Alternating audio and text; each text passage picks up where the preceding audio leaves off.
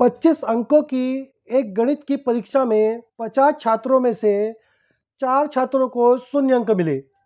शेष छात्रों के औसत अंक 10 हैं, तो सभी छात्रों के औसत क्या होंगे? देखिए पूछता, देखिए बता, देखिए 25 अंक की एक परीक्षा हुई, 50 छात्रों ने परीक्षा दी, 4 छात्रों के अंक 0 आए, शेष छात्र की औसत 10 है, तो सभी 50 छात्रों के औसत क्या होंगे हमने बताना। देखिए 50 छात्र थे, 4 ने पेपर नहीं दिया, यानी कि पेपर दिया 46 ने, 46 लोगों ने, और इनकी औसत 10 है।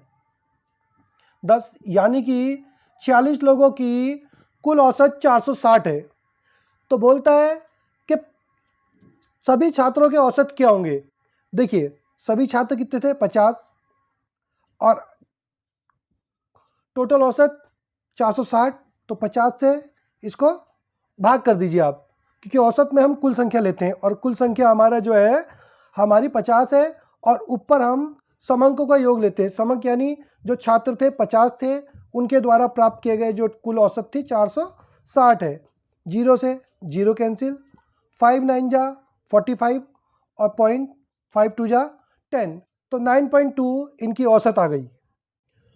दो शंकुओं के आयतनों के बीच 4:5 का अनुपात है और उनके आधार की त्रिज्याओं का अनुपात 2:3 है। उनकी ऊंचाइयों के बीच का अनुपात क्या है? देखिए दो शंकु दिए हैं, एक का आयतन 4 का रेशियो में तो दूसरा 5 के रेशियो में है, और इनकी त्रिज्याएं दी गई है। पहले की त्रिज्या यानी कि देखिए R1, पहले की त्रिज्या, पहले की R1 मानेंगे, 2 दी है। R2 दूसरे की बात कर लेते हैं, इसकी त्रिज्या 3 दी है। कहते हैं शंकु का अनुपात, आयतन, शंकु का आयतन। देखिए शंकु का आयतन क्या होता है? देखिए फॉर्मूला लगा लेंगे। शंकु का आयतन होता है 1/3 पाई R² H। ये पहला शंकु और यही दूसरा शंकु, 1/3 पाई R² H। अब देखिए इनका अनुपात कितना दिया? 4/5। दो शंकुओं के आयतन, पहले का आयतन दूसरे का आयतन, 4:5 का अनुपात है, 4 और 5 का अनुपात। देखिए 1/3 कॉमन, पाई कॉमन, कट गया। अब यहाँ पे क्या है? देखिए R पहले की लेनी है, पहले वाले की R 2 है, तो R का स्क्वायर है तो इसका स्क्वायर कर दो, और ये पहले वाले की हाइट, R का स्क्वायर। अब ये दूसरे की हाइट है और रेडियस है, तो ये लो, और ये दूसरे की हाइट, इसका अनुपात क्या बोला गया है? 4/5। अब देखिए ये हो गया 2 2 जा 4, हाइट 1, और 3 3 जा 9, दूसरे की हाइट 4/5। देखिए क्या करेंगे, अब इसको इधर भेज देंगे। जब इसको इधर भेजेंगे, देखिए हमारे पास क्या है, यहाँ पर हाइट 1 पहले की और हाइट 2 रह गई, और इधर 4/5 है, तो ये 9 ऊपर गया और 4 नीचे आ गया, 4 से 4 कैंसिल हो गया। तो देखिए H1 और H2 का रेशियो क्या निकला? 9:5। ये हमारी दोनों के बीच की ऊंचाइयों का अनुपात निकल गया। एक सीरीज का माध्य तथा माध्यिका क्रमशः 18 और 18.75 है, तो इसका बहुलक क्या होगा? देखिए ऐसे क्वेश्चन में क्या है, हमें कोई दो चीज़ दे के रहेगा और हमें तीसरी निकालनी होगी। जैसे मानिए यहाँ माध्य और माध्यिका दी है, तो हमें बहुलक ज्ञात करना है। हो सकता है माध्य और बहुलक दे दे, माध्यिका ज्ञात करनी पड़े, माध्यिका और बहुलक दे दे, माध्य ज्ञात करना पड़े। तो इसके लिए क्या करते हैं, हम एक फॉर्मूला लगाते हैं, 3 में से कोई भी चीज़ दी हो, तो 2 चीज़ दी हो तो तीसरा हमारा निकल आता है। देखिए फॉर्मूला होता है बहुलक बराबर 3 गुणा माध्यिका माइनस 2 गुणा माध्य। ये हमारा फॉर्मूला है, आप इस फॉर्मूले को याद रख लीजिए। इस फॉर्मूले से आपको कोई भी दो चीज़ दी हो इन तीनों में से और तीसरी निकालनी हो, तो आप आराम से इसको निकाल पाएंगे। ये देखिए बात करते हैं, हमारे पास 3 गुणा माध्यिका। देखिए माध्यिका क्या है? माध्यिका हमारे पास 18.75 है, माइनस 2 गुणा माध्य, माध्य हमारे पास 18 है। मल्टीप्लाई कर लेते हैं, देखिए इसको 3 5 जा 15, 1 कैरी किया, 3 7 जा 21 और 1 22.38 जा 24, 6 और 3 56 ये आ गया हमारा, ठीक है। माइनस 2 को 18 से करेंगे 36, अब इसको माइनस कर देंगे, 56.25 में से 36 गया तो हमारे पास 20.25 बचा, जो हमारा बहुलक है। एक कार चालक 48 किलोमीटर प्रति घंटे की रफ्तार से चलते हुए अपनी यात्रा 10 घंटे में पूरी करता है। यदि वो अपनी संपूर्ण यात्रा 8 घंटे में समाप्त करना चाहता है तो उसे अपनी कार की रफ्तार में कितनी बढ़ोतरी करनी पड़ेगी। देखिए इसमें क्या है, एक कार चालक है, 48 किलोमीटर प्रति घंटे की स्पीड से जा रहा है और 10 घंटे गाड़ी चलाता है। अब उसको यही दूरी 8 घंटे में पूरी करनी है, तो बोलते बताइए वो अपनी स्पीड, अपनी चाल कितनी बढ़ाए।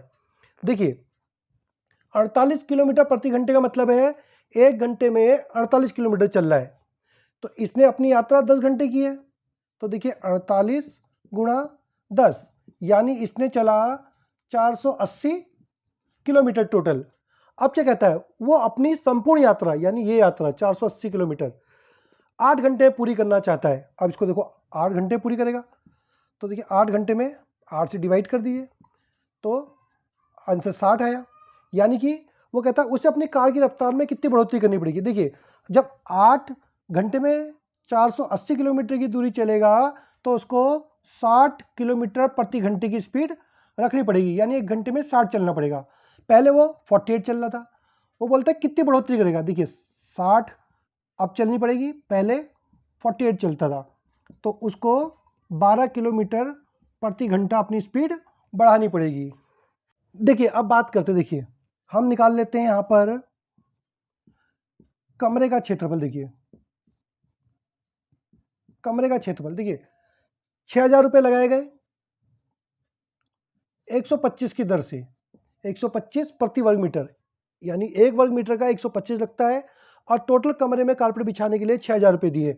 तो देखिए इसको कैंसिल कर देंगे, ये 4 टाइम्स और ये इससे 8 टाइम्स, यानी कि यहाँ पर जो कमरा है कमरे का क्षेत्रफल 48 मीटर है।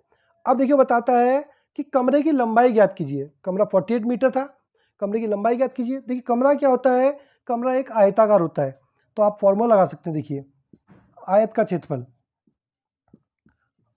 आयत का क्षेत्रफल होता है लंबाई गुणा चौड़ाई।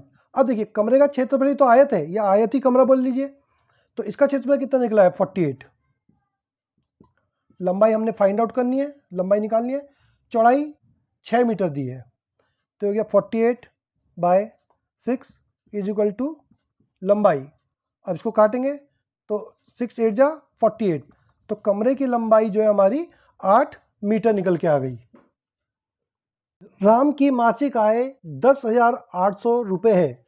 यदि वो प्रति माह 8% की बचत करता है तो उसे 12,960 रुपये की बचत करने में कितना समय लगेगा।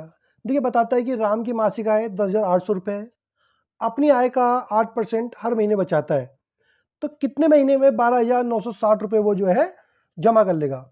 तो देखिए पहले निकाल लेते हैं एक महीने में कितना करता होगा। देखिए 10,800 रुपये राम की सैलरी है, इसका 8% बचाता हो, मतलब एक महीने में कितना बचाता है। देखिए 2 जीरो से 2 जीरो कैंसिल हो गए, ठीक है, इसको मल्टीप्लाई कर दिए, 8 8 जा 64, 6 और 8 1 जा 8, यानी कि एक महीने में वो 864 रुपये बचाता है।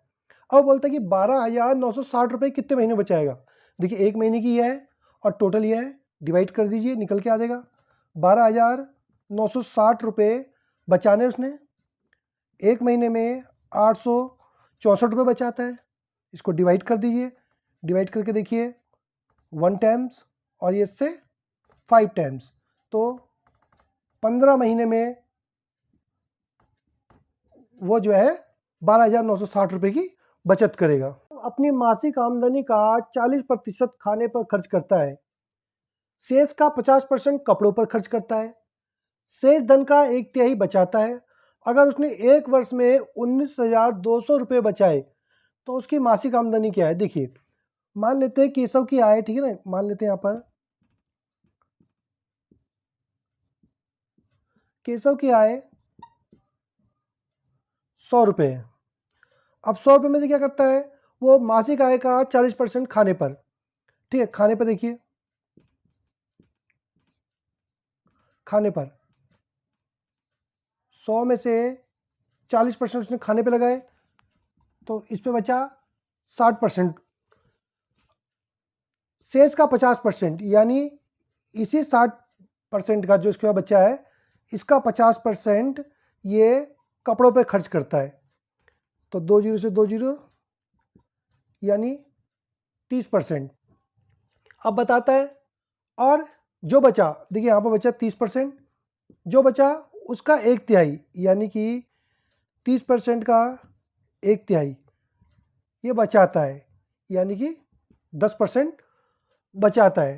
कहता उसने एक साल में 19,200 रुपये बचाए। देखिए एक साल में 19,200 रुपये बचाए, कितने में? एक साल में। एक साल में 12 महीने, तो डिवाइड दे देंगे हम, 12 एकम 12, 7 गया, 12 छिक 72, तो 1,600 रुपये वो एक महीने में बचाता है। लेकिन उसमें इसने पूछा है कि उसकी मासिक आय कितनी है। देखिए 10% इसकी बचत है, 10% बराबर कितनी की है? 1,600 की। तो हम इसको 100% कर देंगे तो इसकी आय आ जाएगी। जब 1 जीरो यहाँ बढ़ाएंगे तो हम 1 जीरो यहाँ भी बढ़ाएंगे, तो इसकी आय 16,000 रुपये मासिक आय है।